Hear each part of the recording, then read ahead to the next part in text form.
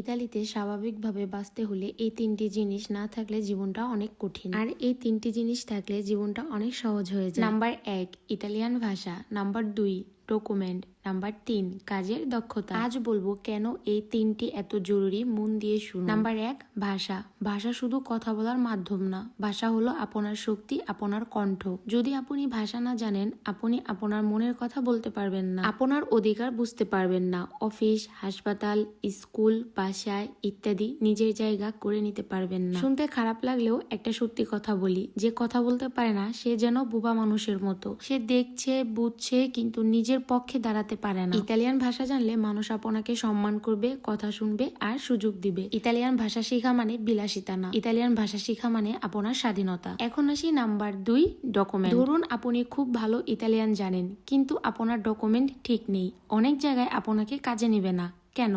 কারণ ইতালিয়ান একটা আইন ভিত্তিক দেশ, এখানে কাগজপত্রই আপনার পরিচয়। ডকুমেন্ট না থাকলে আপনি সবকিছু জানলেও অনেক দরজা আপনার জন্য বন্ধ থাকবে। Permesso di soggiorno, residenza, codice fiscale, এগুলো শুধু কাগজ না, এগুলো আপনার নিরাপত্তা, আপনার ভবিষ্যৎ। এবার বলি তৃতীয়টা, কাজের দক্ষতা। ধরুন ভাষা জানেন, ডকুমেন্ট আছে, কিন্তু আপনি কোনো কাজ পারেন না, অলস, শেখার ইচ্ছা নেই।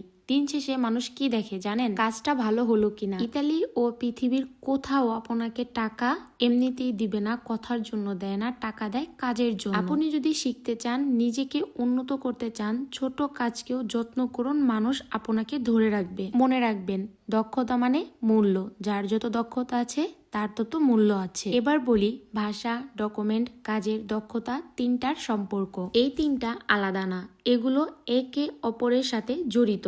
সহজ ভাষায় বলি, ভাষা আপনার কণ্ঠ, ডকুমেন্ট আপনার নিরাপত্তা, দক্ষতা আপনার মূল্য। এই তিনটা একসাথে থাকলে ইতালিতে শুধু টিকে থাকবেন না, আপনি এগিয়ে যাবেন। আর হ্যাঁ, ভাগ্য অবশ্যই আছে, কিন্তু ভাগ্য তাদেরই বেশি সাহায্য করে যারা সবকিছুতে প্রস্তুত থাকে। মনে রাখবেন, ইতালি কঠিন দেশ, কিন্তু অসম্ভব না। ভাষা শিখুন, ডকুমেন্ট ঠিক রাখুন, কাজে দক্ষ হন, তাহলে ইতালি শুধু বিদেশ থাকবে না, ইতালি আপনার দ্বিতীয় ঘর হবে ইনশাল্লাহ। ইতালি নিয়ে নেক্সটে কি ভিডিও চাচ্ছেন অবশ্যই কমেন্টের মাধ্যমে জানাতে পারেন। সবাইকে অনেক অনেক ধন্যবাদ।